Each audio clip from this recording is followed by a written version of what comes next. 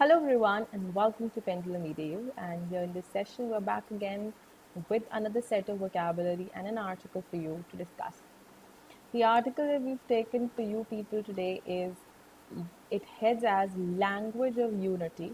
Now we all say that our mother tongue is the language of unity, or usually for any nation the mother tongue is the language of unity. Now here we are basically relating it to NEP that we've already discussed. We've had 3 articles pertaining to NEP that we've discussed so far, and we've discussed a lot many things wherein there were a few droppings that were there in NEP. There were a few additions that were made. Okay, so the way it has been modified and the amendments that have been made to the policy we would come up with.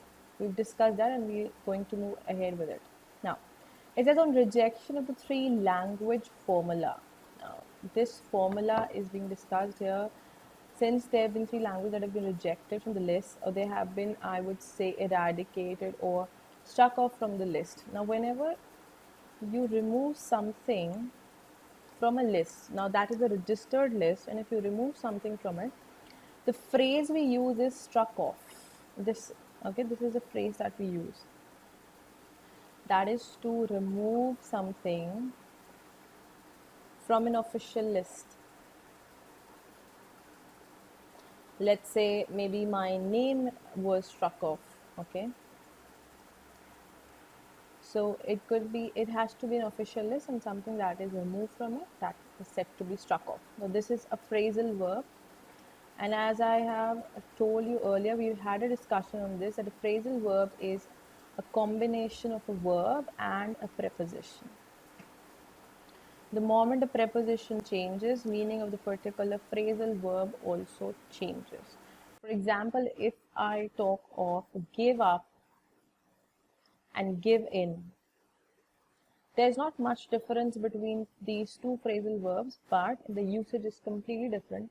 Give up is to quit, like you abandon something. Okay, fine, I am done with the efforts that I've made, and now I give up because I couldn't achieve it, even though I've tried my best.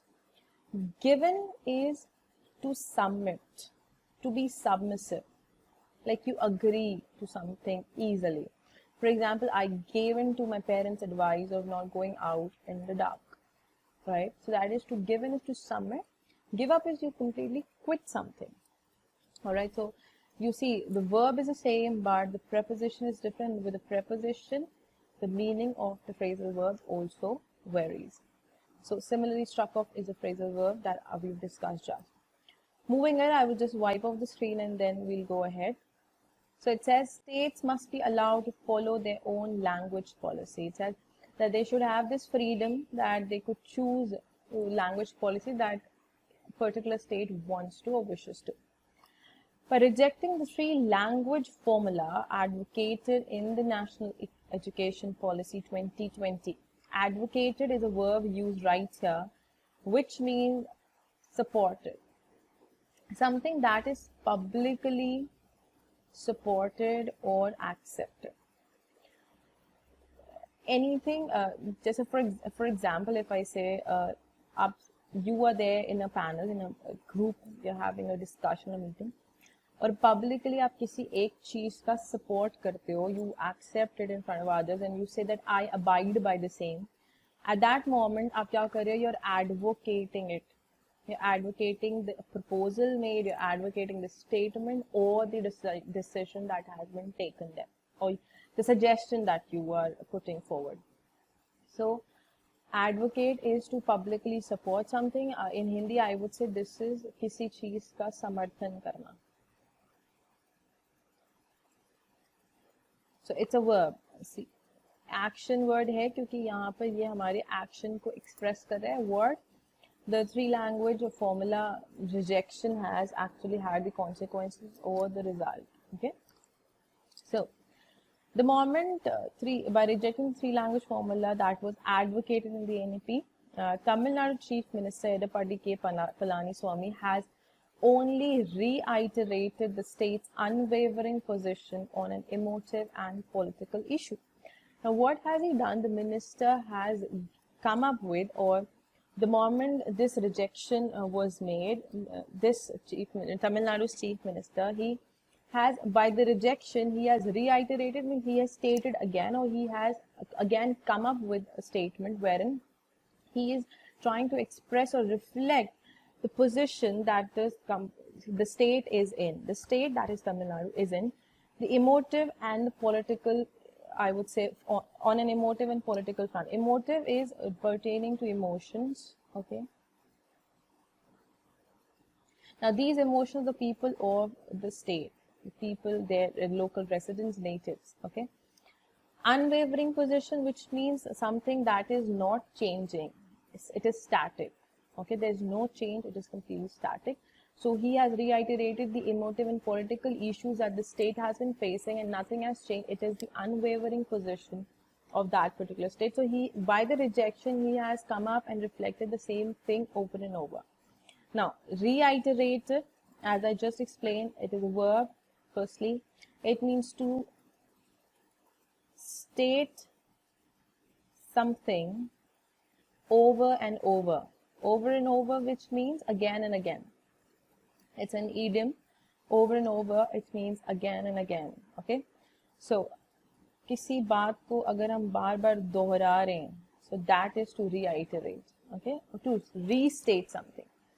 This is, see, reiteration is a word that is used, I would say, substantially when you have to emphasize on something. A statement that has already been made and you're trying to emphasize or lay stress on what you said previously, then you, if you're stating something again or referring it to the same thing again, it means you're reiterating it, you're trying to emphasize on it. Unwavering is an adjective and it is qualifying the noun subject position. It means some static. कोई चीज जो change नहीं हो रही, it is static, it is the way it has been. Emotive, as I said, it is something pertaining to emotions. Now, pertaining to emotion, that is the belief or the feeling. Emotive is also an adjective. And you can see how it has been used. Why is it an adjective? Because emotive and political, they are both are qualifying the noun subject issue. So issue का quality या फिर आप कह सकते हो उसका point और उसको elaborate करके explain करने के लिए we've used emotive and political. Further, it says its two-language policy implemented decades ago after a historic agitation against the imposition of Hindi. Now this the two-language policy, which was implemented decades back, okay, it was after historic agitation, because prior to this, when two-language policy was implemented, then also there had been few disagreements and distorts. There were discords among the parties, among the people, okay. So historic is an adjective. I'm jotting it down on the right side.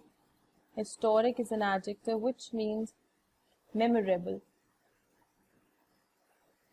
Something pertaining to history, जिसे हम कहते हैं ऐतिहासिक, जिसको आप भूल नहीं सकते, which is word of remembrance. Okay, it can, historic is a neutral word. It can be used for a positive thing. It can be used for a negative thing. Now, this was a negative aspect. Why? Because agitation is an aggressive situation. Okay, when people express anger, that is the moment when agitation is there. So agitation is a noun.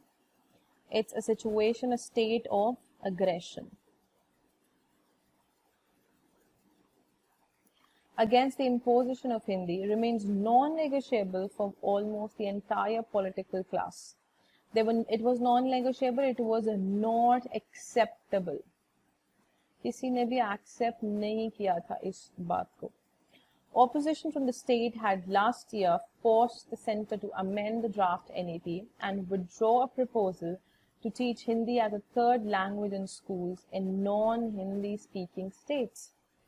Yet in the NEP approved by the Union Cabinet last week, it chose to push for the three-language formula, packaging it as a means to promote multilingualism and national unity. Now, they have been giving their own excuses. Every state has its own excuse, and See, there are, in India also there are states wherein Hindi is not the primary language, okay, or the first and foremost language. So people there, they do not want to inculcate this particular language in their curriculum. They don't want even to take it as a third language. They want that they have a two-language policy and they will follow that. If it is non-Hindi speaking state, they don't want Hindi as a third language to be taught in the schools or maybe universities. Though the policy said that no language will be imposed on any state, it has expectedly cut no ice with parties in Tamil Nadu. Now, it says that though the policy, the NEP that has just been released in 2020, it said it states that no language will be imposed on any state, like no language will be forced on any state, okay? But still, this also has cut no ice, which means it has made no effect. Now, this is an idiom, cut no ice, which means having no effect. कहते ना कोई असर ना होना. So, जबकि policy NEP 2020 states that किसी भी state पर कोई language को forcefully impose या apply नहीं कर सकते, implement नहीं होगा, but still it is making no impact, it has no effects when it comes to the parties in Tamil Nadu, which have risen in near unison to oppose the proposal. In unison, together, एक साथ, they are opposing it. So this is unnecessary, I would say, kind of agitation. The reason is when the policy itself states that nothing can be imposed, nothing can be forced on you, why would people come up in unison and oppose something? Okay. Further it says, in fact, Mr. Palani Swami, citing, which means stating, it's a verb, कहते ना कोई चीज को बताना या state करना, collective sentiments of the people. Now this word or the phrase collective sentiments is a beautiful phrase and favorite phrase for the politicians. They come up with this to gain sympathy. Okay, we've seen the way people use it. Do you remember the word that we had a discussion on, the way people use the word that is articulate?